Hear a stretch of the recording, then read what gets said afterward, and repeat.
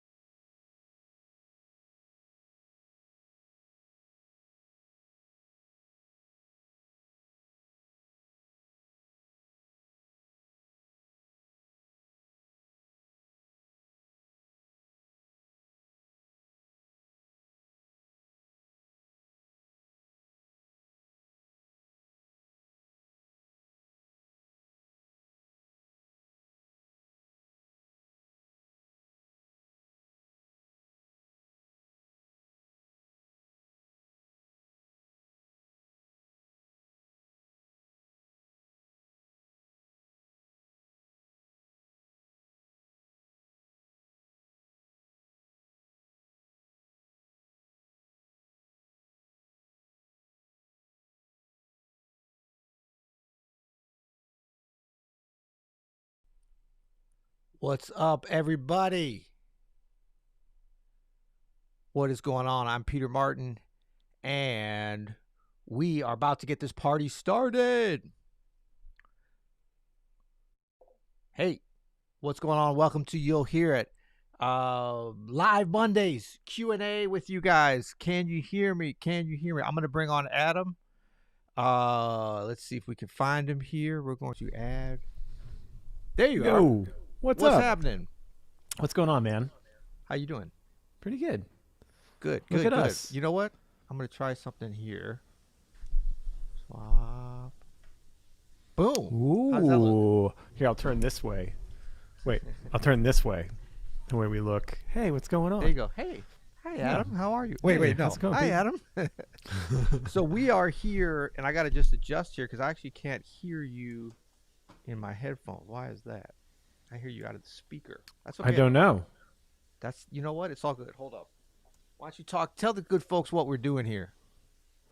We're doing a Q&A live podcast. We're doing it remotely today. We've been pretty good about being. Peter, we are still, I don't know if you know this or not, we are still in the midst of a global pandemic. And sometimes it's just not as safe for us to be in the same little tiny room together, whether there's a big plastic screen or not. So we are just we're just a little bit separate. And sometimes our schedules don't work out, whatever. We're still in a weird time, so we'll have to do this. But you know what? I think we've really upped our game here. Like the last time we did one of these together, you Yeah. did not have that beautiful blue background. I've got a sparkly Christmas tree. I think if you would have shown me in late March, us being still in a pandemic with a Christmas tree behind me, I would have been Yeah. like, you kidding me? It'd be like, wow, we either got really pissed with each other or we just couldn't be in the same room together. Yeah. But we are taking your questions still. We both have access. Can you hear this?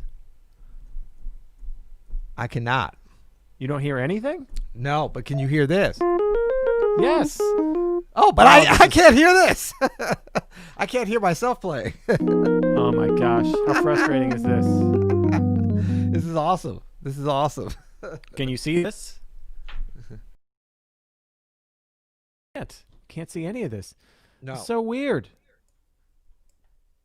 Hold on a Hold second. on. Let me see if I can hear myself here. Can you hear that? I Adam? can hear you. Yeah, I can hear Oh, you the. can. What You know about what's this? I weird? don't want to. Oh, that's gone. Can the good folks hear that, you think? Can you guys hear my keyboard? I feel like you must be able to hear. All right, Nick can hear both of us. Nick can hear both of us. Oh, cool. Maybe he's talking about talking. You know what? I'm actually Can everybody hear the seeing you just piano? in one channel, though, Adam. I don't know if that has anything to do with it. I'm getting one of your channels here. Can everybody hear the piano sound?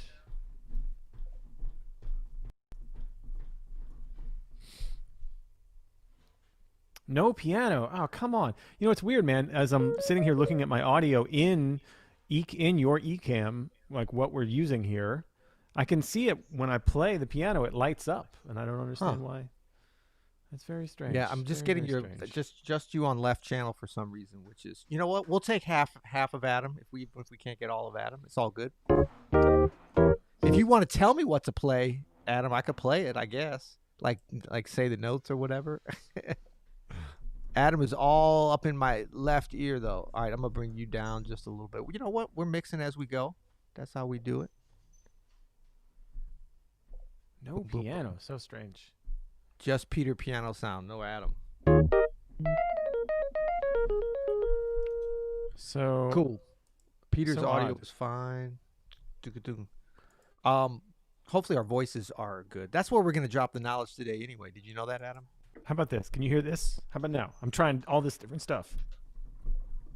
No. Wait for a second. I had a little something on the right channel though. Whoa, whoa, whoa, You whoa, said, whoa. how is this? No, just left Yo, yo, channel yo. now. Dang it. Just. Well, I don't know. I don't know.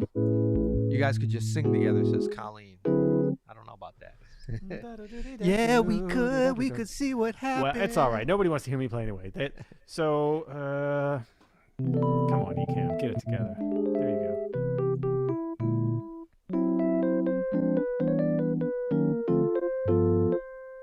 Let's see if we got this. Look, this Adam's missing here. Oh, you can't even see it here.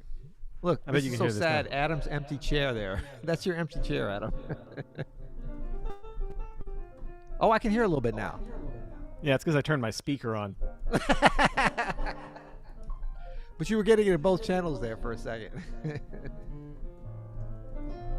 All right. Cool. All right. Well, so why don't we go through our little things and see what's happening? How about if Yeah. How about if we try that? We can get back on our vibe. Let's do a little practice check-in. You want to start, or you want me to start? I'll go ahead and start. Yeah. Okay. Practice check-in. So a little bit of arranging work this week with your boy, Mr. Jeremy Davenport, originally out of U City, Missouri, but now in New Orleans, Louisiana. Made a little trio track for him. Nice. And looking forward to hearing how that turns out. Just a little arrangement of the Christmas song. And then again, working on the magic voicing system and working on some ear training that I'll be teaching later. And I can't wait for everybody to hear the new ear training course. Check it out. Look what I bought for it. It's called 5-Minute Ear Training. So did you know that you can get pretty much any time of a hourglass sand timer you want in any color nowadays? It's like the age we live in. So I've got my little 5-minute hourglass timer that I'm going to very vibily just set up in the course so that we can Tell them ear train. what that means. I want to know what vibily means. That's very interesting. It means that we're not taking it too seriously. We're going to get very vibey with our ear training. You know, we're going to when this sand is out of the hourglass, that's the end of ear training for the day. That's all I'm saying. That's right. Good. Yeah. Good. So that's pretty much it. What about you? What are you working on? You know what? I went back and jumped into some scales, a little bit of scales, and I was going real basic this week. I don't know why. I just, we talked about before a little bit of what do you call it? Going with your instinct, or not even going by, well, yeah, kind of going with instinct, more like just going by feel. Like kind of your first thing that you feel like you should go to. I guess that's your instincts, yeah. And I was just. So whenever I'd sit down, I would just sort of say, okay, I'm going to practice some technical stuff first. and whatever I gravitated towards, like just sort of stream of consciousness. And it was all basic Bob scales. And so I tried to really think about like just basic things, musicianship, pianistic type stuff, like just sound and tone and evenness. And Hmm. so I think it's good. It's almost like kind of a technical reset. I feel like sometimes to go through to play something that's just so basic to you and so primal from a technical level, but to really see how nuanced you can get with the those core elements of music. So that was fun, and That's kind great, of man. I like good on the mental. I think I'm just like everybody. I think we go in and out of different times, but it's like when there's a lot mentally on you in other parts of your life, it's nice to kind of have a refuge in music. And so if mm. you feel like there's been a lot of mental energy you've had to put on other things, life in general, that maybe when we practice, nothing wrong with going to something that takes less mental energy and more just sort of pure music. I think it's a great lesson. And scales are something that you can come back to for your entire life and still learn new little nuances about them as you come back again and again. It's great. Yeah. Good stuff. Good stuff. Good stuff. All right, let's do a little fitness and diet check in. What you know about that? Oh, oh boy, I'm way into it. So I'm at about, man, I've done about, I want to say, probably about 35 days in a row of yoga in a row Mm. that I've been able to make. I didn't think I was going to make it today, actually, but we ended up going remote, and I had 20 minutes here that I could just go and catch it real quick, and it was great. Um, so I'm pretty proud about that, actually. That's a good streak for me, Yeah. Well, that's all and you I'm need, real right? 20 this. minutes. Yeah, and this is really the Yeah. first time I've ever done yoga. I'm really digging it, man. As a just a nice like gentle exercise, it's fantastic. I feel great. I really do. Well, you can go ahead and plug your favorite online yoga source if you want. Kelly Martin Yoga. No. Oh no, I was. Oh yeah, Kelly Martin Yoga, of course too. But you're Shameless big plug for for YouTubers. For YouTubers. yeah, I mean yoga with Adrian is I mean she's the most famous, right? Just Yeah. easy to get into, easy to dive into. Yep. Cool. Okay. Now I just did something not good there. Not good there. Okay, I fixed it. Okay, cool. I did a 9 miler yesterday Woo. at Forest Park. It turns out running from my house to Forest Park, if I go a little bit of a extended way through Washington University. You're familiar with Washington University. What do we call it in St. Louis? Wash What's you. this? Wash U. Can you give it a little more St. Louis Yeah. accent on it though? Wash you. Yeah, Wash U. So if I Oh, run through wash Wash you. U, Yeah, yeah. Wash Yeah, U sorry. over to Forest Park and then run around it the long way around. Well, really just on the outside and then back to my house. That's 9 miles, and that was my assignment for the day from my running coach. And so, bam, knocked that down at a nice, easy pace, and it was nice. I mean, it was kind of cool to be outside in shorts. It wasn't like that warm yesterday, but it was easy to be in shorts if you're exerting yourself a little bit physically in Nice. December. Nothing wrong with that. I mean, I'm anti global warming. Don't get me wrong. I'm very upset about that. Very, very, very against global warming. But it was nice to be out there in some shorts. So, let's see what else we got. So we're going to be getting to Q&As. If you guys are new here, I know we do sometimes have some new folks. First of all, welcome. This is a safe jazz piano place. Not just piano. It's really a safe music place, right? Safe life place. For But sure. my name's Peter, and this is Adam, and we do this live. You'll hear this is a podcast as well, but we're doing live, mostly focused on Q&A, just kind of getting the week started out right. If any questions you have about practicing, playing piano, playing jazz, improvising, listening to music. Listen is a big thing here at the You'll Hear Hmm. It podcast. Wouldn't you say so, Adam? Yeah, for sure. For sure. For sure. Yeah. So, should we jump to some questions? Yeah, let's do it. Okay. You got one, or you want me to jump in there? Let's see what we have up here. So Jose says a question that won't require keys. Can you guys comment on personal growth, skills as a musician versus career growth slash recognition? So I would say, first of all, Jose, there's not much of a difference between those two things, right? Um, wouldn't you agree, Peter, that it's like it's really like personal growth and career growth are kind of hand in hand here. Well, I think yeah. If you maybe approach it what we would consider possibly a little judgmentally the right way, or a productive way, an inclusive way, that Mm, the more those get in line, I think the better that your professional and personal goals line up, the easier the process of growth is. Mm. Yeah, that's true. But there are definitely some things you can work on for either sides of those things. So, I think the most important thing with personal growth is getting more and more comfortable not being comfortable.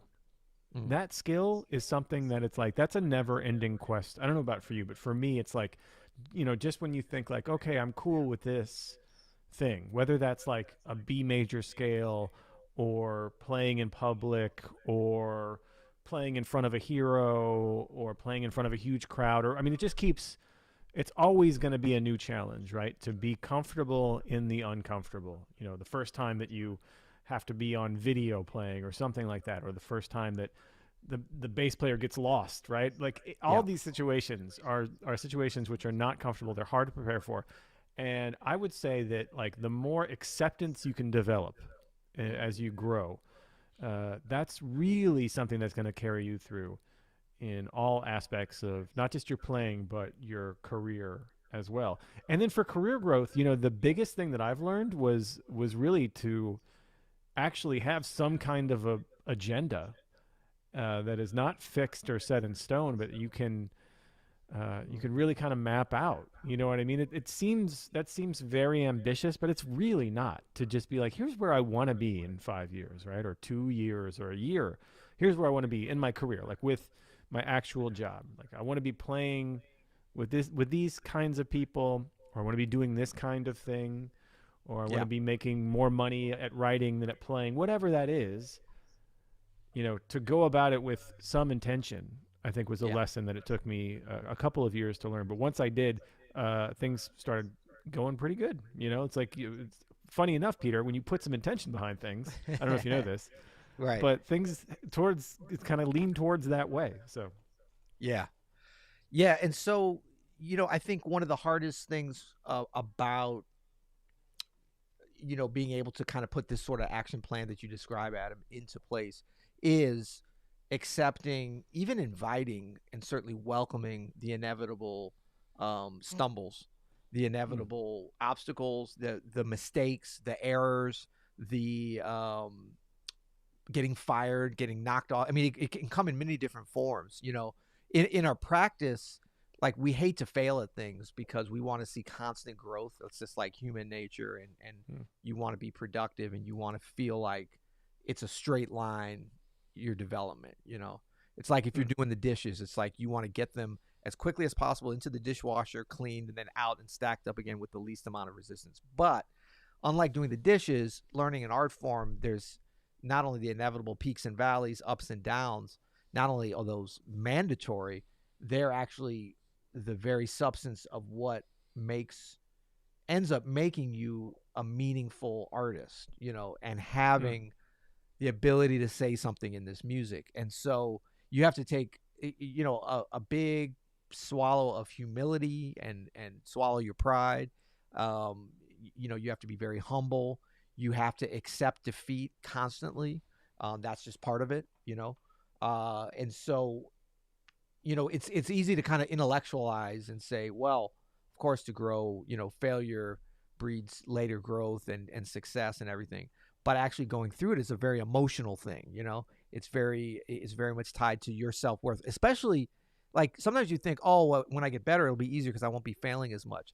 But what I found is that the failures, in some ways, if you don't really understand and lean into the good parts of failure, that the failures get bigger, and because the stakes get higher, both mm, on the kind of micro level of what you're playing. Like, you can play more, you can develop more. So if you're able to start to tell a really good story, and then you have a failure at the climax of the story, it's going to be much more tragic potentially, and more noticeable mm, and more embarrassing, and all these things that go along with that, than when you're just kind of meandering along. Like once you really learn how to tell a story in improvisation, and you're just sort of playing licks, or just trying to feel your way through things, you're not really taking anybody anywhere anyway. So if you kind of start messing up, it's like, you can just sort of jump back on it anyway.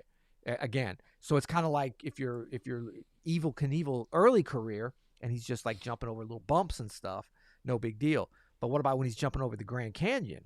Did he actually do that? I remember he kept playing. It was like for He months. It was attempted. coming. He He attempted. I attempted. don't think He he made attempted. it. He didn't make it. Yeah. The stakes were higher. The failure was higher. So you have to really use the easy, safe failures at the beginning, like you're playing a major scale and you're messing up the fingering and these basic things to start to learn how to fail and learn how to grow, because it's just there's not one with the other.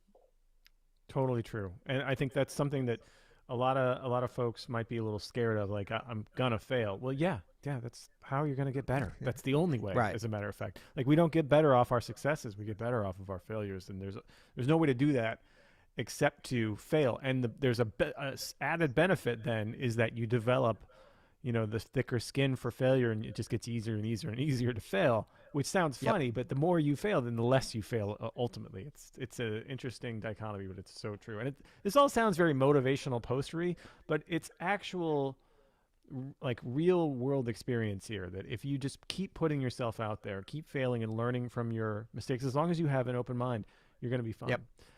Enrique I mean, asks, that's actually one of the only really I don't want to say questions that aggravates me, but yeah, questions that aggravates me is when students or folks is just like, how do I learn how can I practice so I don't make any mistakes and so I don't have any failures and so that I don't like they only let us all know when you figure that out. Exactly. Yeah, let us know. But even if you could, well, I mean, look, this is the thing. It's just like improvisation.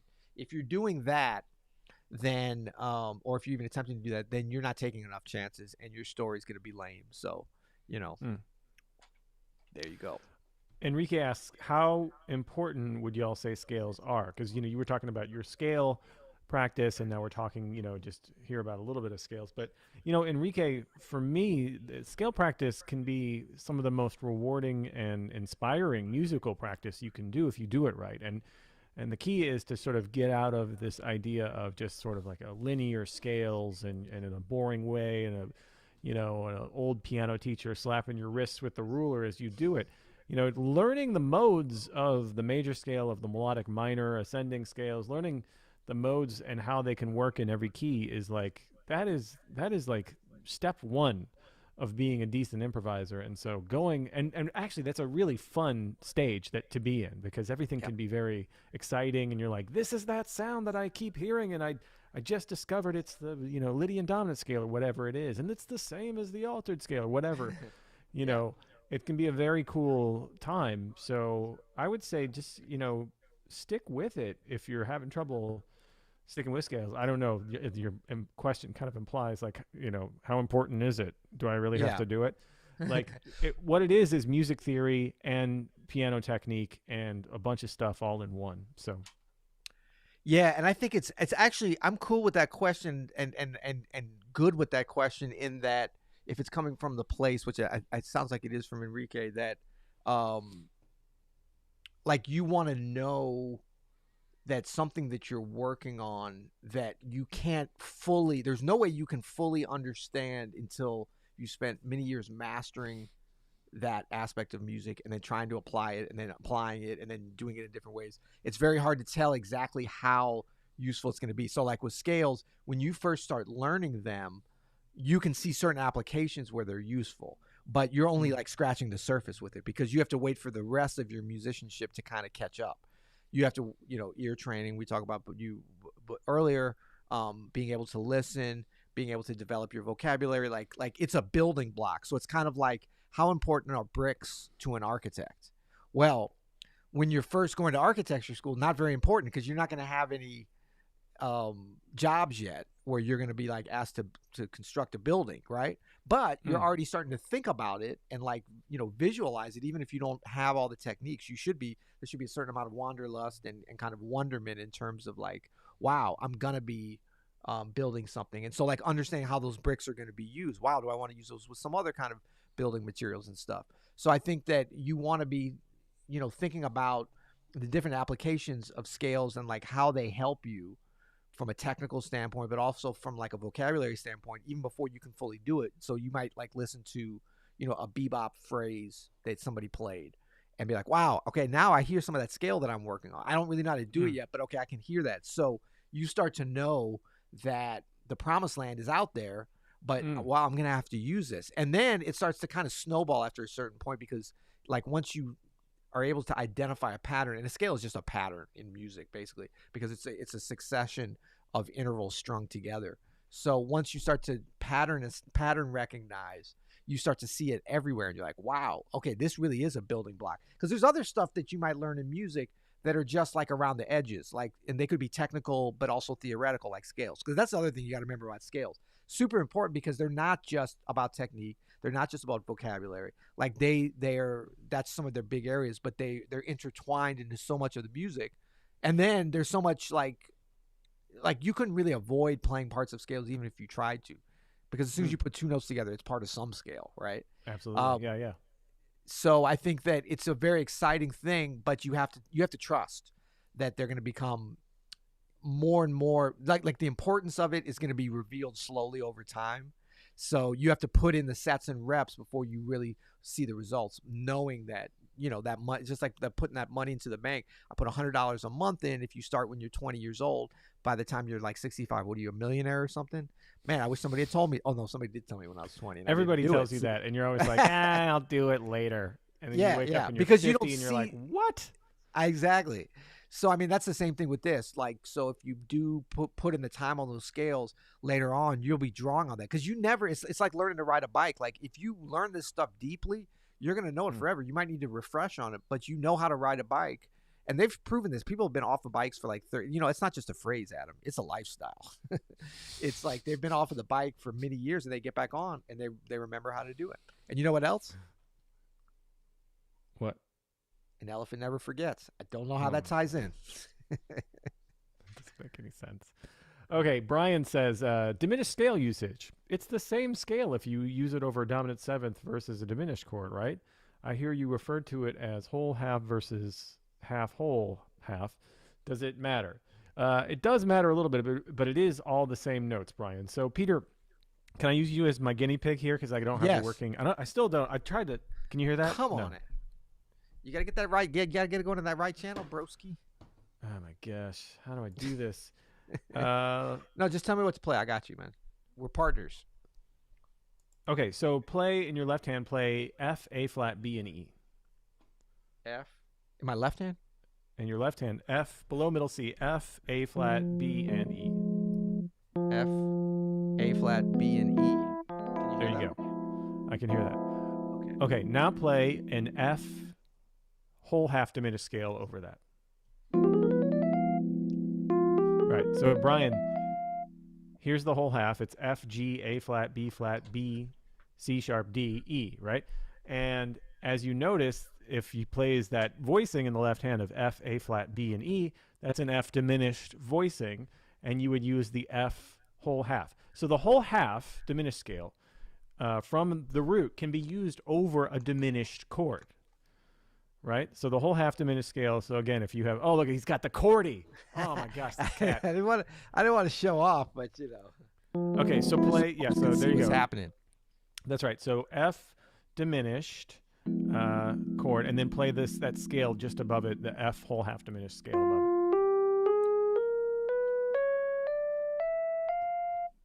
Right. Okay. Now play that same voicing, but drop a G below it. Yeah. Now play that scale starting on G though this time. Same notes, but start on G. Right.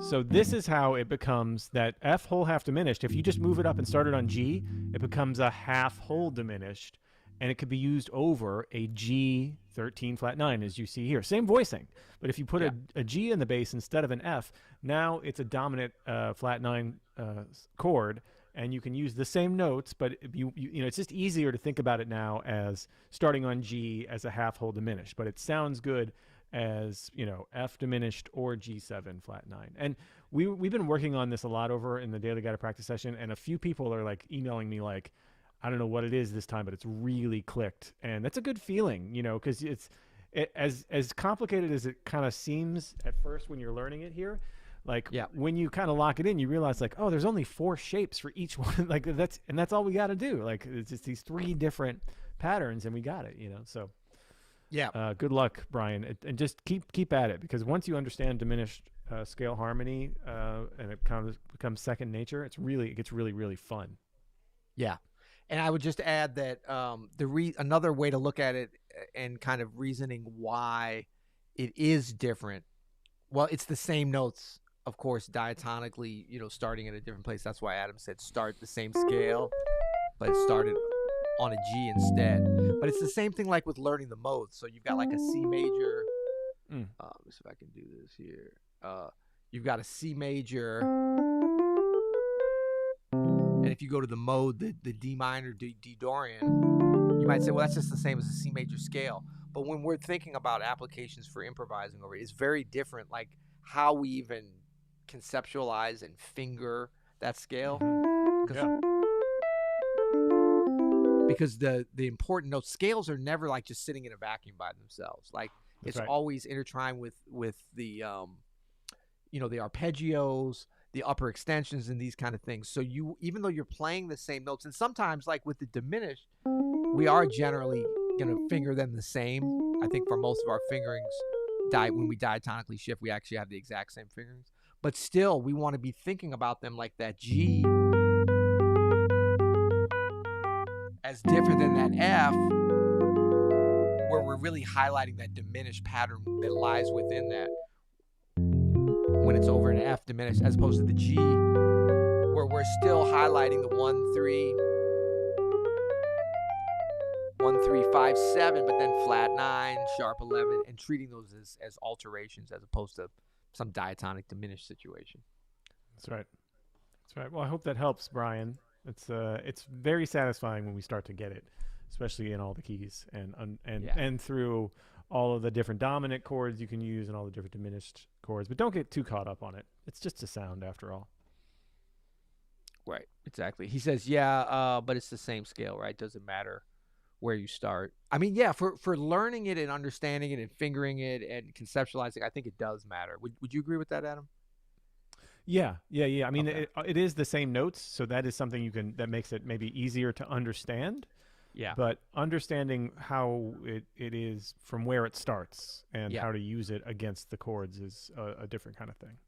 And these things are like always like, how we learn them and understand and do the pattern recognition is important. Because in terms of like, does it matter where you start? When you're improvising, of course, it doesn't matter where you start. But on the other hand, you would never on either one of these go. Or if it was an F diminished, you're not going to improvise like that. It's always choosing different places to start or whatever. But in terms of like understanding this, like I always like to try to learn something from its most basic kind of root position where it starts, like, and then you build out from that, because the more advanced things like, and even like with scales, this is a more advanced scale. So it's like you start with major, minor, then go through the minor, then you go through the modes of the major scale, then the modes of the minor. Like you build up from a basic place, because that gives your ears a chance to understand this, to acclimate, and to really be able to draw on the things that you're going to need to become a great improviser. All right, we got one here from our friend Joe in H-Town. What do you know about this? I know a little something about this. This is, can you guys talk about times you got fired? If you want to make it useful, you can mention what you learned. Would you like to go first on this, Adam? Oh, by the way, Adam, you're fired. This was Joe. Did you know about this? Let's make this real right now. Wow. Well, I feel a little bit broadsided, confused. I thought things were going well. No, you know what? Actually, so the first gig that really meant something to me, I got fired from, and it was with a legendary local saxophonist here, Willie Akins. He hired me when I was like a senior in high school to start playing with him, and I was good, but I wasn't as committed as I could have been at that time. There were other things that had my interests, as 17-year-old boys do, and I was in his band for like 6 months, and he called me, and this was a huge lesson, actually. I was really glad this was the first time I got fired, because he was very straightforward. He's like, hey, listen, I'm going to go with someone else for the rest of for the Saturday night gigs, and then for after your this month is done, then we're going to go somewhere else. And he's like, and here's why. Here's what you need to work on. Like, he was very specific about, like, you need to get your comping together here. You don't understand these tunes like this.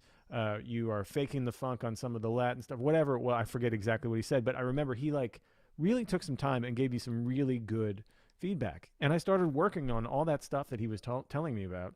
And then about a year later, he heard me playing out somewhere with someone else, and he hired me back.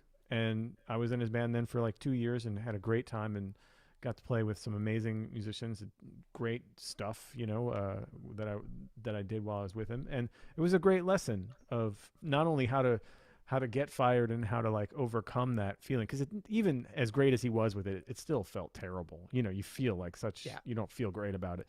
But Right. I worked hard at what he suggested. I had tons of respect for the way he did it and his opinion on what he wanted, and I learned a lot from that. Actually, it was a great experience. Which sounds Yeah. weird about being fired, but it really was. It was very very good experience for me. Well, I think that yeah, I mean the getting fired and what you can learn from it and how you can grow from it, it really takes you know, I mean, look, as musicians we get teased for being sensitive, but we are, you know. I mean, this is like to be an artist, you have to be kind of in touch with your emotions and being able to display them and doing a lot of things that in our culture now Mm. would be considered sensitive. So it's painful. It's not like there's no way to not get wrapped up in our so-called job because we love music. You know, you're a musician, you're trying to play music, you love it. And so if you get fired, it's not like getting fired from a job where it's like, maybe you don't feel great about it, but you're like, whatever, I didn't really like that anyway. Your identity is not so wrapped up around it. But when your Yeah. identity and it's your passion, it's very hard not to be hurt by that. And so um, I think that it's sort of like the scales thing, like what you learn from it and looking back, like now you're all positive about it. But you took that, but that took a little bit of time, Adam, to get a positive attitude about getting fired. You know, that's just the sort of nature of it. But Yeah, it never feels great, but it can be a yeah, great experience. yeah. But you're gonna generally, glean that benefit from the firing years later, Hmm. and for a lifetime though. But it can be such a like character building situation. And then it also I always look at that as like a great test because we are so wrapped up in our identity with this passion that we have as musicians that if you get fired, like, can you persevere? Can you say, Hmm. you know what, I believe that my passion and my talent and mainly my passion and my commitment to doing this is bigger than anything external, like the Mm. internal drive that I have to do this is what matters. And so there's nothing like getting fired, especially by a great musician. You get fired by like some crappy club or something, it's a lot easier to justify, but Yeah.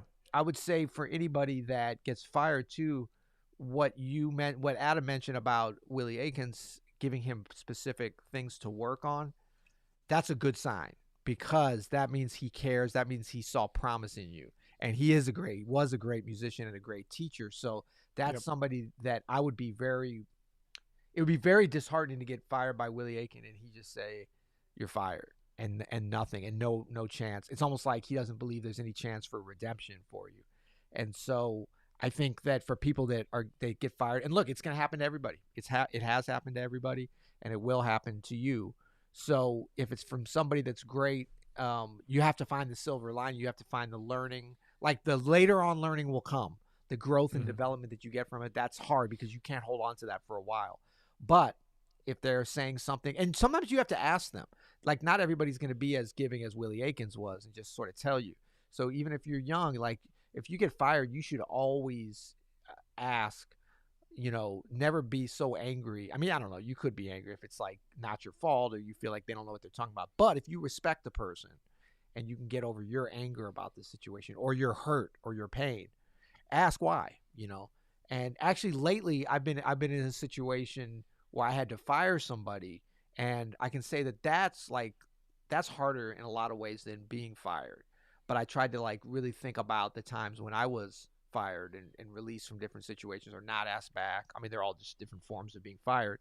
But and thought about this very thing of like telling the person exactly the areas. But it's always gonna be up to them if they want to take that for growth or if they just want to say, oh, whatever, he doesn't know what he's talking about. But I Yeah, always I feel think like the key to that is what our friend Jill Endovino would say, which is clear as kind.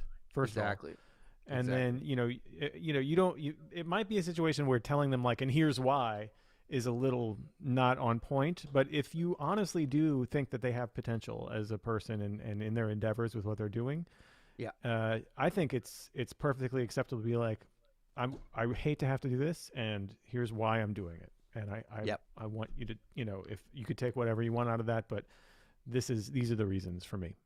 Yeah.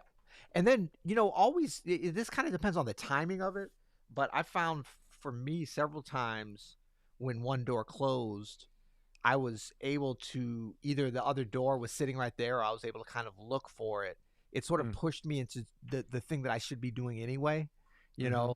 So that's really more into the category I think of that, blessing in disguise kind of thing. So even if you feel like established and you're like, wow, okay, this band or this gig, they're firing me or releasing me or it's not happening anymore. I don't know. This maybe is even more in the category of like something just ending.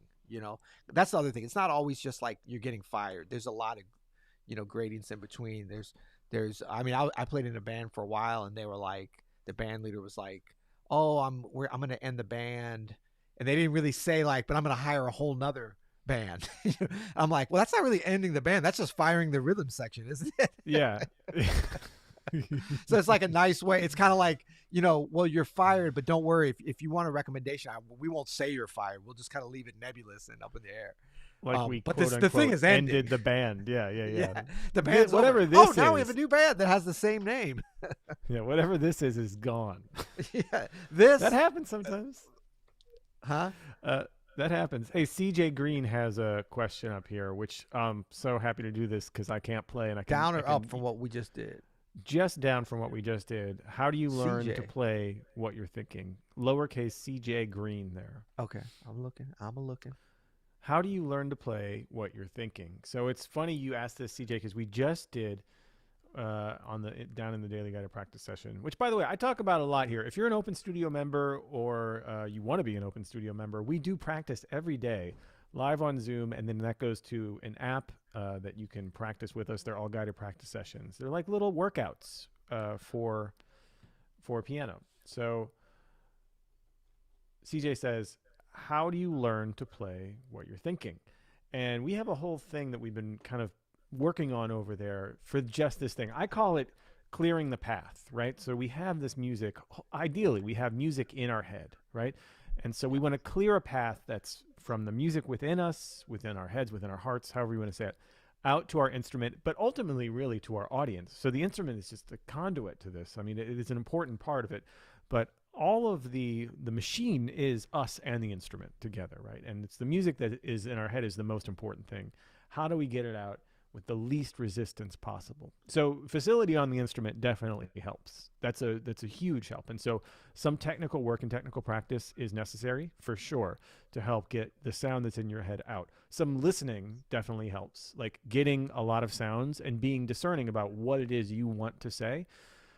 But when we have music in our head, again, what's the best way to do it? I think there's actually a way to practice this. Peter, can you hear me now still? Yes. Okay. I can't We're hear gonna you. work on it. We're gonna work this on Peter a little bit. It's so great. So Peter, can you play just 2 octaves of B major scale, please? 2 octaves of B major scale. Please. Okay. However, whatever tempo you want.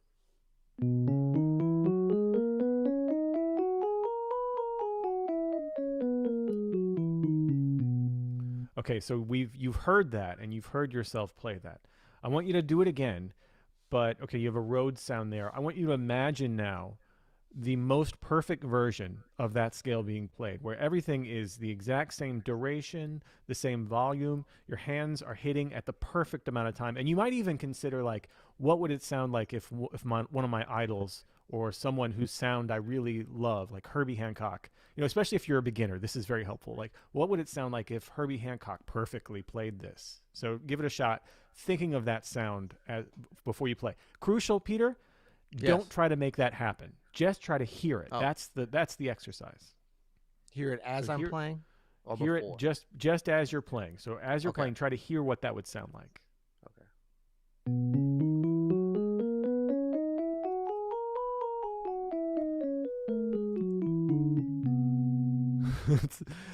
It's a little that, but the feel of that was so much different than the first time. And the act of trying to hear it right in a pristine way, and then just letting go of the results, which you did perfectly, by the way, letting go of what happened, Thank you very much. but using that muscle of trying to hear something. Now, I always use a really simple technical exercise like this to start, because this is actually a great way to practice what improvisers have to do all the time, which is you're hearing a sound in you. It's usually from one of your heroes, like, or influenced by one of your heroes, and you're Right. trying to get it out to the instrument. And that's something that you can practice even with these major scales, or we use chromatic scales sometimes, really things that you don't have to think a lot about technically. You can do this with different dynamic levels, you can do this with different articulations, but the idea is you're trying to hear the sound, your ideal sound at your instrument today. What does that sound like? And what does it sound like when it's perfect? Mm. And then let go of the results. Don't try to do that. Just try to hear it, because that is the game. So there's two things that usually happen, CJ, when you do this. One, you usually play, as Peter just demonstrated, even though he had a couple of wrong notes there, the feel of it was so incredible, that second one, when he was hearing the sound. You usually have this amazing connection to what you're playing, and a B major scale can become the most musical situation in your whole day. It's amazing. But then also, because you're letting go of the effort, right? Because you're letting go of the results, there's zero effort involved. You're not clenching, like usually when you try to play a perfect major scale, you clench your jaw, right? And you really give it a go, and you Yeah. play the crappiest major scale that you will ever hear in your life, right? But if you can just hear it in the way that is in you and let go of that, I find that not only is it a much better sounding situation, but it's a lot easier. Oh man, that's some gold. That's some golden nuggets right there. I hope y'all heard that. This guy, right? Where is he? Where is he? He's right here. He's right there. Hey. That's great stuff. I mean, that's very much in the spirit of you'll hear it, and why we titled this, and why we use that phrase, and why in jazz music it's such a cornerstone of our attitude about how we approach um, telling our story through our instrument, and the things that then go into practice, the ways that we practice, the methodology that we use. I mean, it's very much based around this. So it's like a fun little thing that we say, you'll hear it. Oh, don't worry, you'll hear it.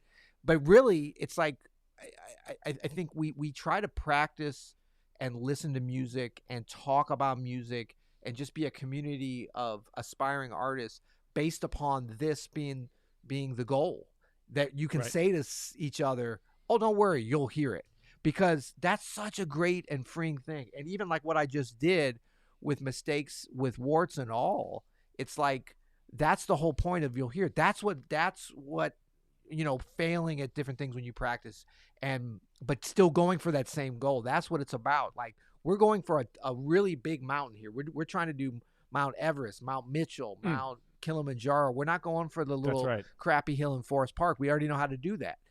So once you're going for something, you're going to stumble. You're going to do, ironic that it would be on a major scale for me, but that's okay. We all got No, work no, to no, do. no. I'm glad it happened though, because that is part of that process of letting go of what happens, right? Because I'll tell you what. I'll tell you what's not going to happen. You're not going to be on a concert and you're going to be able to completely let go of what happens. We always Yep. kind of really cling to caring about how we sound.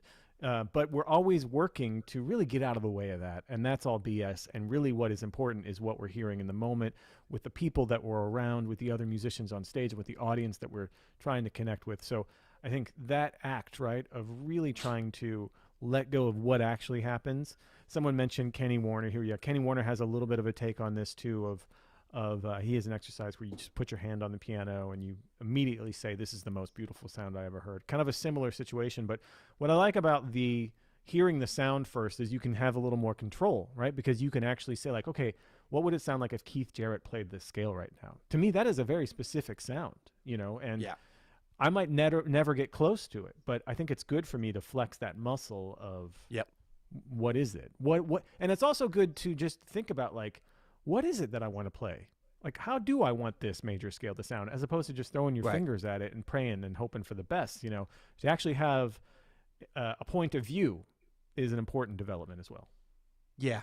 And I think, one way we can think about this is like you say, flexing that muscle. We can think about it as activating our musical imagination. You know, this is very much an exercise for doing that. So, imagination, we're always thinking of it being of making things up, But if you imagine something, it can very much be like this, where you're imagining Keith Jarrett's sound, and that's based upon maybe a memory you have of seeing him live, or more Mm. likely listening to a recording over and over again. But then there's also how your imagination wraps all those experiences up. It's really about like how he looks when he plays, the great memories you've had of complete performances, and like there's a number of things that go into that. It's because you've never actually heard Keith Jarrett or Herbie Hancock play a major scale on its own, probably like this. So we're able to imagine something that somebody that we know does. Like if Adam's like, I wonder what Peter's chocolate chip cookies would taste like if he were to cook some. I've never done it. I have eaten a lot of them, but I haven't done it. But you knowing me could probably figure out some things about how it might be. And this is a great thing, like not only for the specific exercise, but for activating the exact kinds of our musical imagination that we need to be great improvisers, because that's just a muscle you have to work on. And all the theory and all the technique, the imagination, and able to craft a story is just, if not more important. I like it that Nick says jaw is not all that gets clenched. Sometimes when you're trying really hard, it's not just the jaw we clench. That's true, Nick. That's true. That's right. Boom, boom, boom. All right, we have a question from Noriko. This time I have chances to jazz up Christmas songs and have thoughts. How come those pretty notes don't fit for most rock songs? What's the difference musically or melodically, if you agree? So I think, Christmas songs, it comes in such a variety. I think you've got the ones that are like,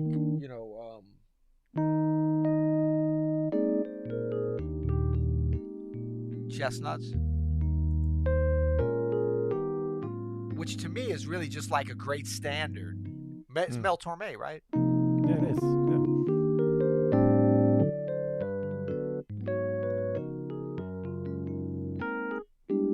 I mean, it's just a beautiful tune with really interesting harmony and stuff. So there's a lot there, to pretty notes, pretty chords, cool harmonic,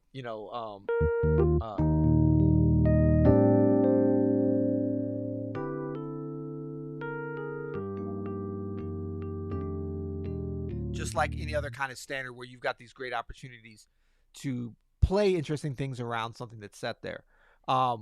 Whereas a lot of rock songs, I mean, look, we talk about rock songs, that's a big range there, but a lot of that, it's not giving you as much to use the same kind of a musical imagination we're talking about, right? There's like, you have to work so much harder to find that. And to me, it's not even so much about the complexity of the tune. If you were to do like,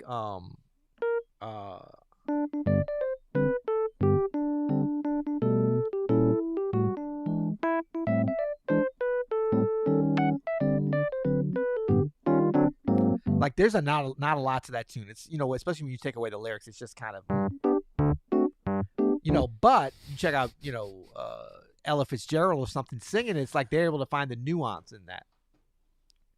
Okay, now play that again, but try to hear it. No, just kidding. Yeah, I'll just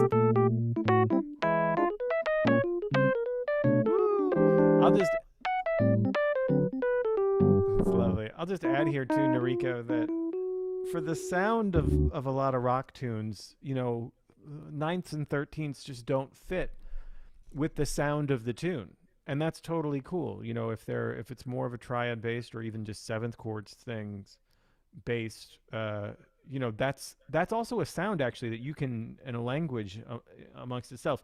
I know, Peter, that like you've worked with our mutual friend Brian Owens a little bit. When I play like with his band, right, when it's like his stuff and it's straight in that soul music pocket, it's like he wants sevenths, but he doesn't want ninths. Exactly. Most of the time. Yeah. You know what I mean? And so you have to be aware of where those are appropriate and not. It's a whole other thing. And so pay attention sometimes to, how thick your chords can be. If you're playing. Yeah. I mean, if you talk about like, and I think Stevie Wonder's a great, when you get into like so-called pop music or rock music, is a great reference because his music and the way he's played it over the years, like really runs the gamut. So you've got like,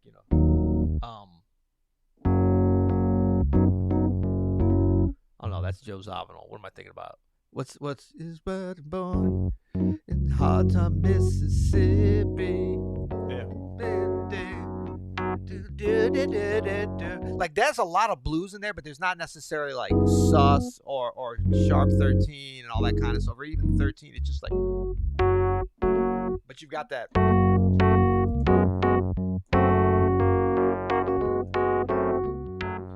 And like you can hear the way he phrases and sings it. But then something like, you know, that Stevie tune, the melody is a dominant 13. It starts on the 13. And it's a half step up. And then minor 11, sharp 11. And this is all stuff that's like within the melody. There's just so much there, you know. Yeah, it's just so, but you got to kind of pick where, you know, the style of what's happening within that. So that's what to me makes Stevie so unique, because he really goes rock, blues, R&B, jazz, like all that is encompassed, but not always at the same time. I love to see what I can do with triads sometimes too. I mean, I think there's an art to that, you know, even on a tune like the Christmas song, like how simple can I make things? Not all the time, but sometimes I feel like it's a nice change of pace for me. So something to think about, Enrico.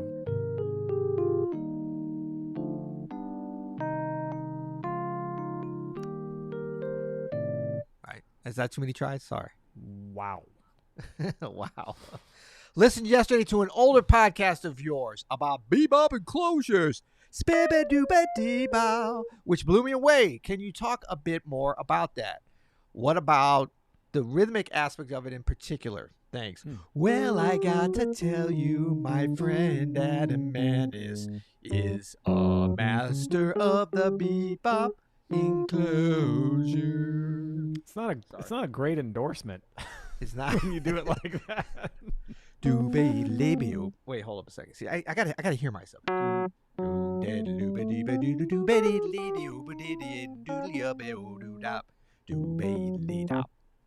Well, yeah, Sarah. So I'm not really sure which pod. We've done a lot of podcasts on bebop enclosures, so I don't know which one you're referring to. But the sort of basic rundown we get is, Peter. So we're playing. Let's say we're playing a 2-5-1 to F. So G minor 7, C7, F. Right.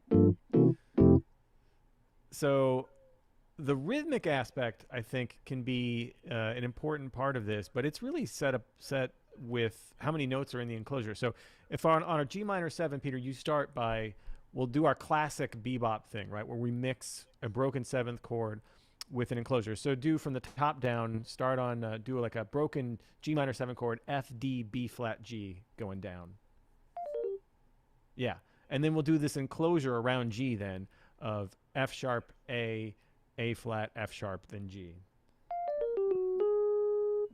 F sharp. Yeah, that's the one. Yeah. Okay, so there it is. There's our enclosure, right? Yeah.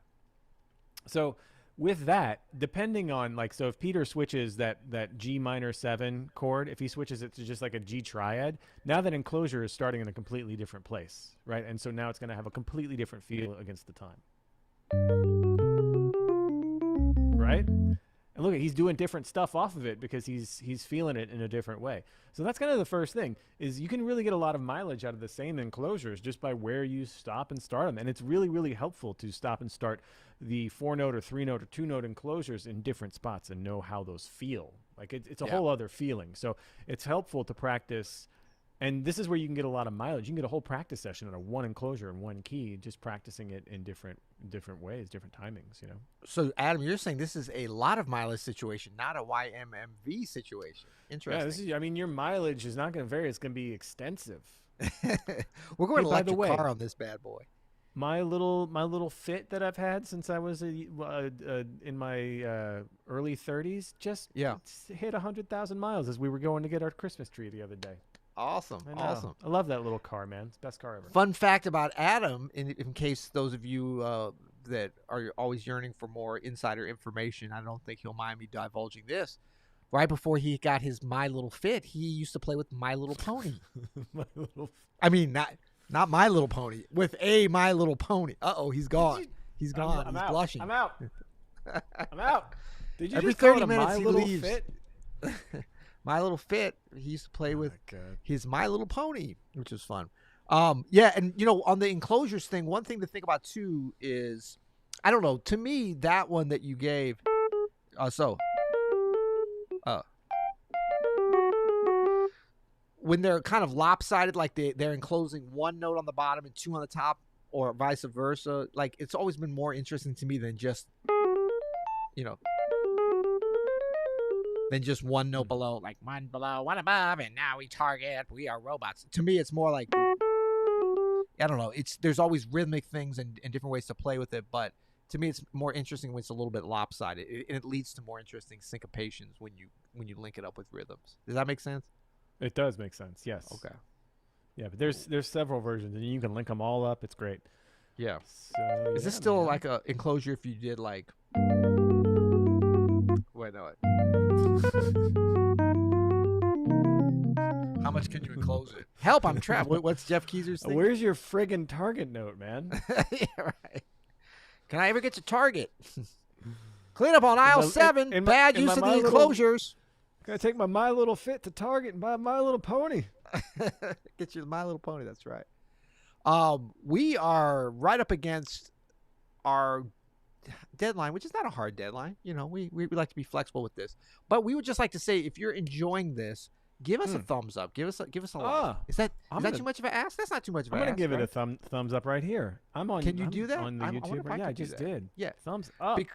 This helps us spread the word about this program that we're doing here. You'll hear Mondays, the Q&As, and we're trying to build up the Open Studio YouTube so that more folks like you guys are attracted to the information we're giving out. And we like to say that this is an example of a good use of the Google algorithms. We're spreading love, we're spreading joy, we're spreading information and camaraderie and community with the music. So give it a like. If you don't subscribe to the channel, press that subscribe button. Maybe even turn on notifications, because we're going live at random times sometimes. Sometimes we don't even know when we're going live.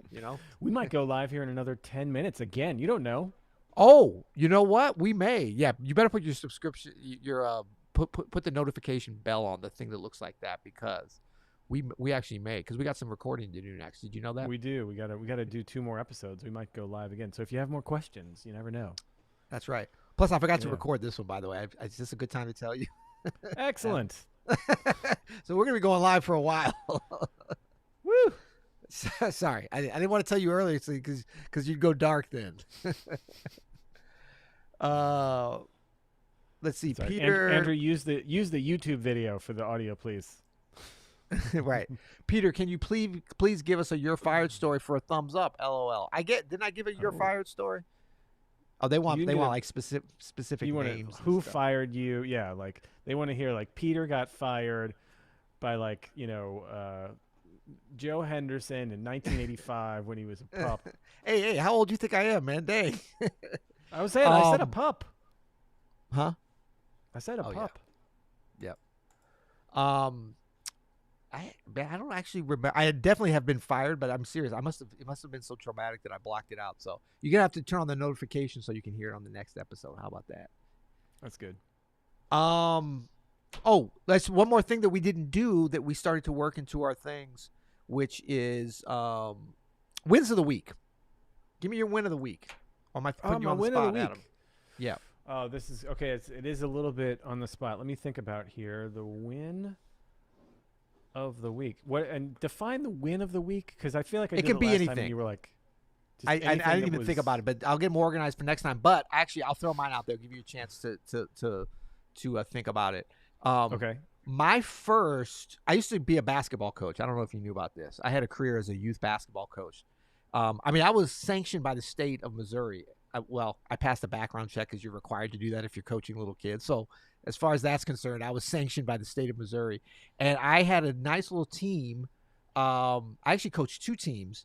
And they were in first grade all the way up through middle school. I coached them until they went to like a proper coach and a proper team. And these kids have grown up now.